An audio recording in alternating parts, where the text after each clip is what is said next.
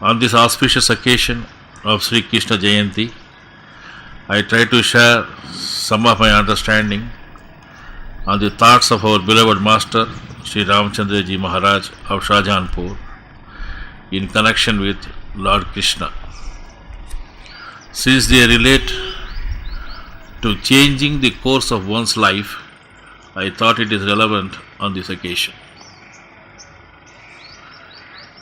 In the article Spiritual Training through Yogic Transmission, he wrote that by the grace of my Master, I shall try to reveal a great secret or a mystery which the people in general do not know. It's a great wonder when a great personality like Lord Krishna, Swami Vivekananda, or my Master changes the entire course of man's life. How is this done? This, of course, is an inverted quote. Some skeptics may say it is, after all, due to the person who wanted to change himself, and the Master or Guru was the cause merely for name's sake. If Lord Krishna had such power, why did he not change the heart of Duryodhana instead of bringing about the battle of Kurukshetra?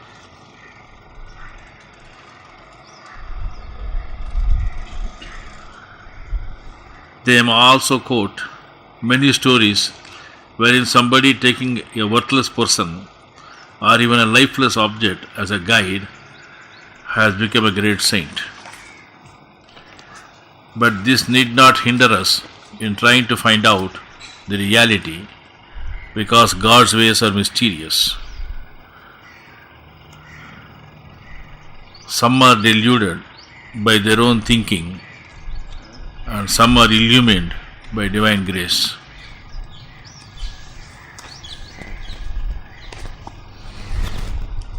True that some of us think that we understand everything or are capable of understanding with our intellectual endowment everything.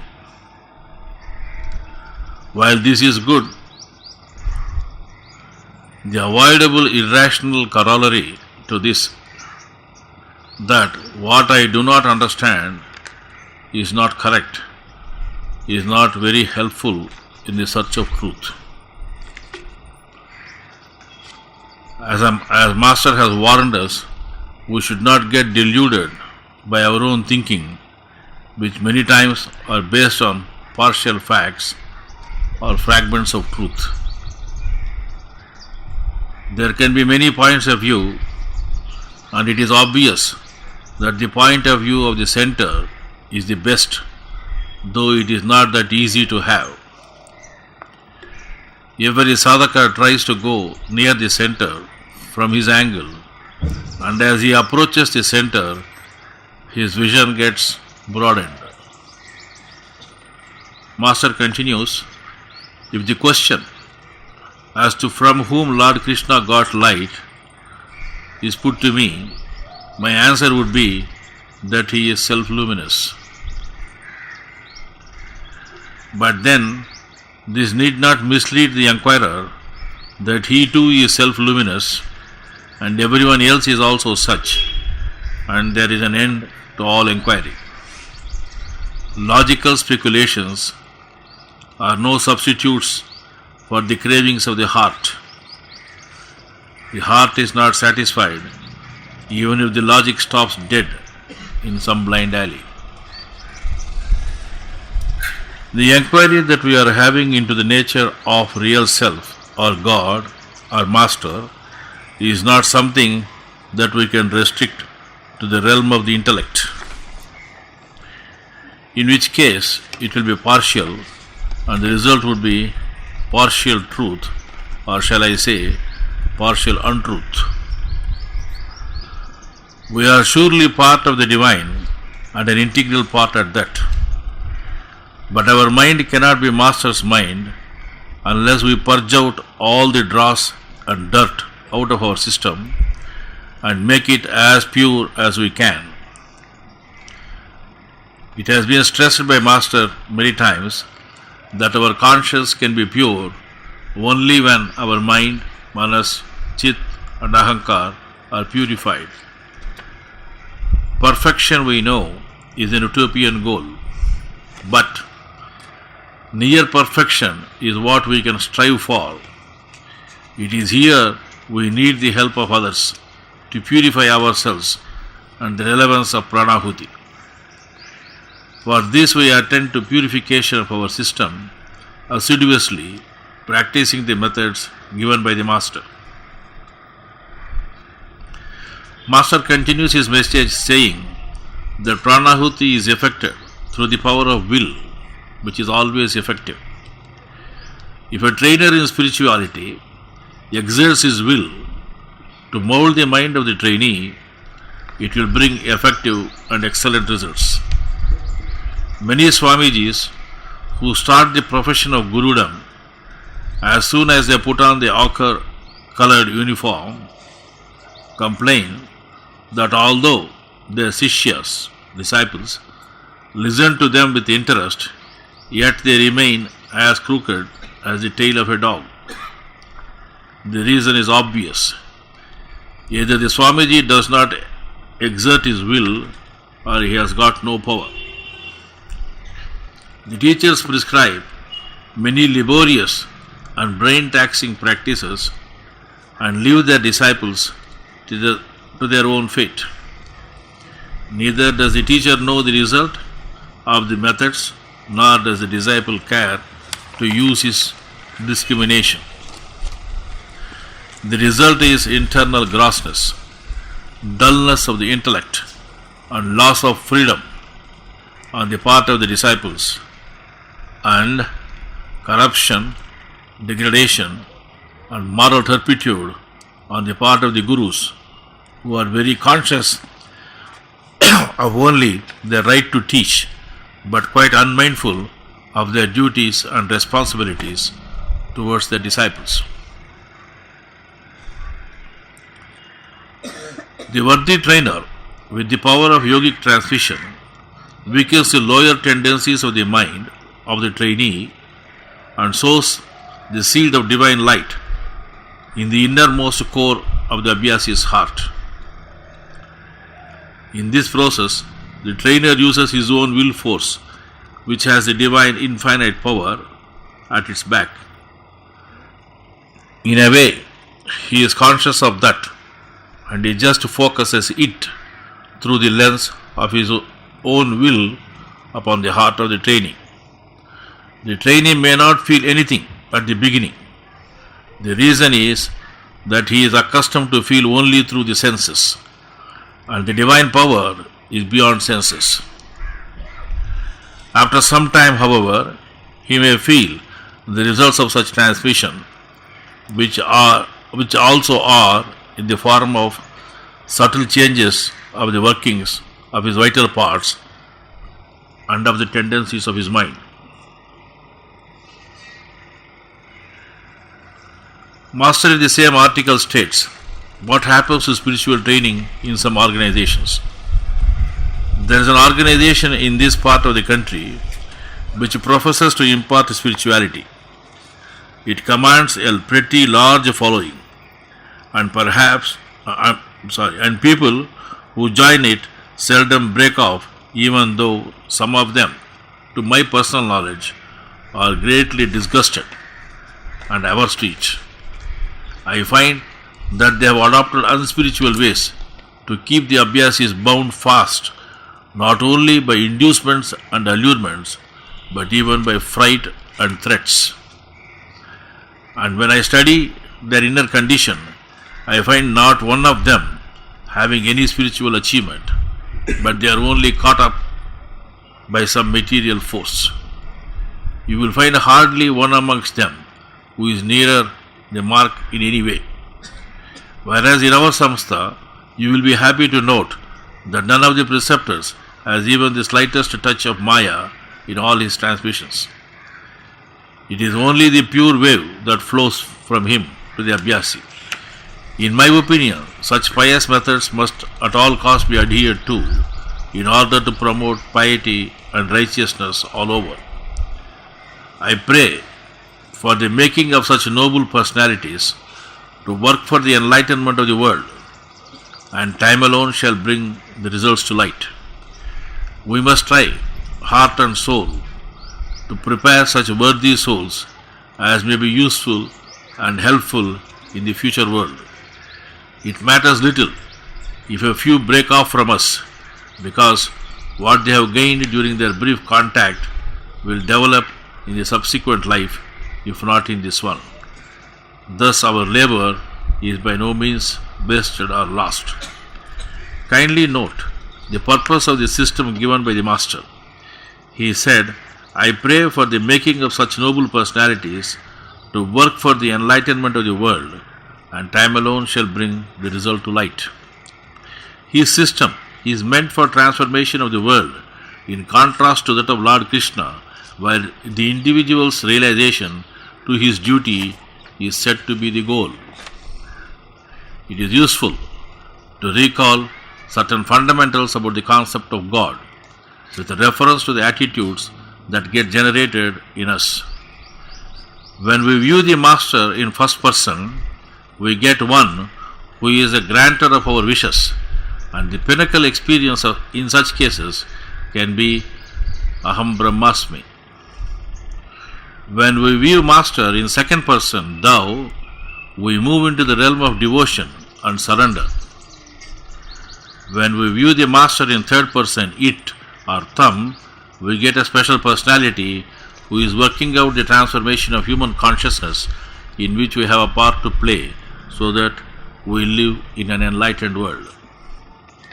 Lord Krishna in his Bhagavad Gita explained the intricacies of yoga of different types, adding the bhakti aspect also in yoga.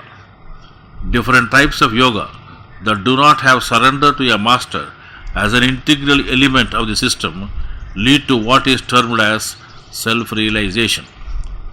It is a common perception that yoga sadhana leads to Advaitanubhuti, or to the awareness of Aham Brahmasmi.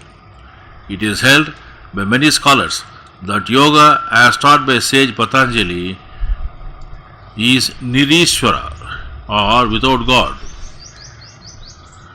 There are many who hold the opinion that Ishvara Pranidhana is a part and parcel of Patanjali Yoga. But in any yoga where God is not in the picture, the pinnacle experience can only be Aham Brahmasmi. In such an experience, the question of surrender is not possible. Lord Krishna was emphatic in stating that without the surrender to God, no real progress in the path of realization, which leads to active participation in the divine plan, is possible. We should remember the purpose of Lord Krishna in delivering the Gita is to motivate Arjuna to fight the battle for the sake of righteousness. It was not surely to make him a saint. If one has to act and not get tainted by the action, there is only a way of doing it, namely dedicating the entire actions to the divine, for the divine purpose and according to the divine will. This state of consciousness is possible only through surrender and not the methods of Ashtanga Yoga or other yogas bereft of bhakti and surrender.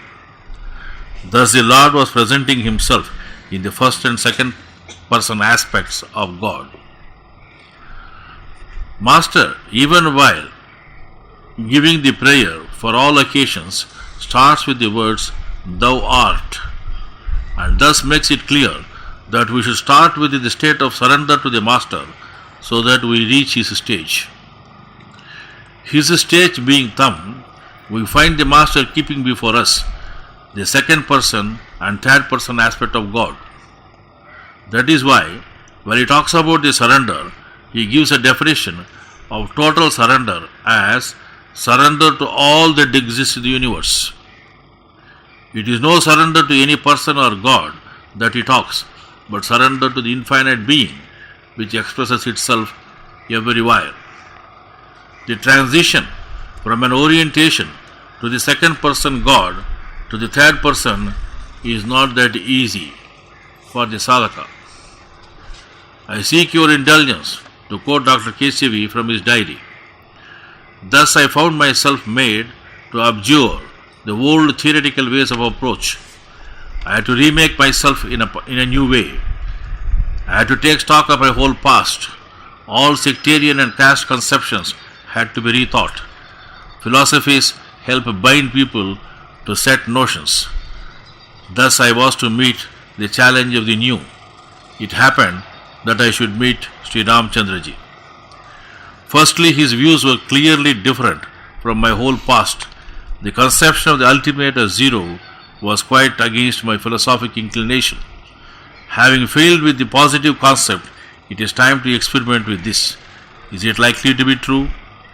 The zero has to be understood as the beginning or origin of all possibilities, being nothing of what it becomes.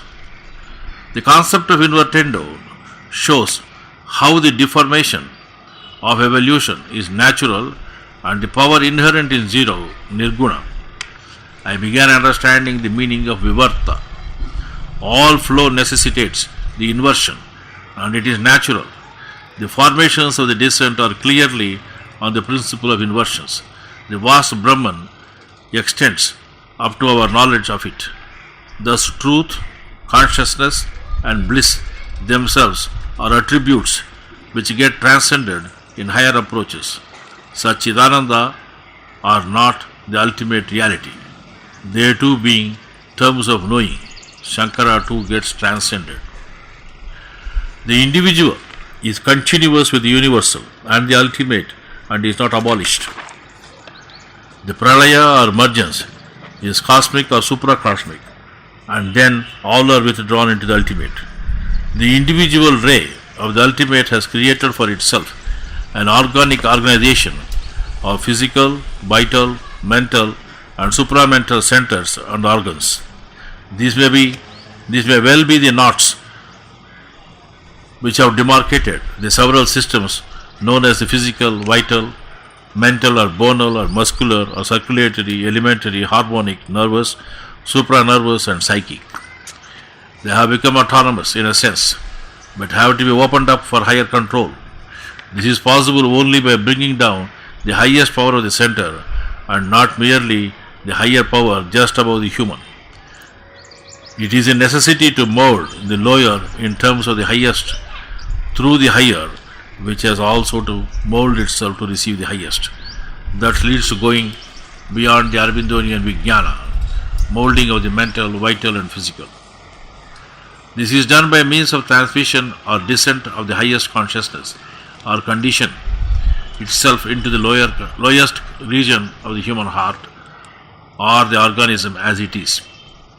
The yogic process is this transmission from the ultimate, which alone can shape the entire being of the abhyasi for the experience and realization of one's oneness with the ultimate and experience it in one's own physical, vital, mental and spiritual levels. Called by Sri Ramchandraji Pinda, Brahmanda, Parabrahmanda and central regions under the direct force of the center.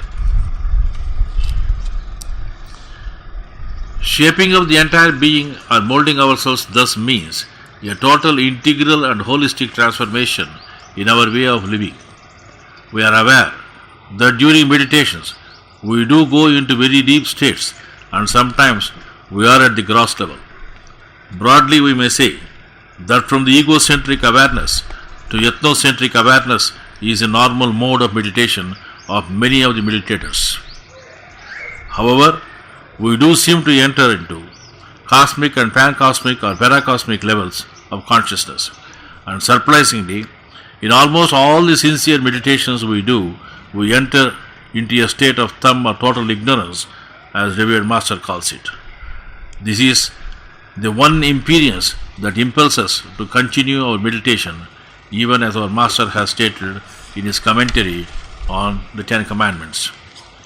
If it were not so, we will be facing the problem stated by Lord Krishna in the chapter 12 of the Gita, sloka 5, which was translated by Sarvepalli Radhakrishnan as the difficulty of those whose thoughts are set on the unmanifested is greater, for the goal of the unmanifested is hard to reach by the embodied beings.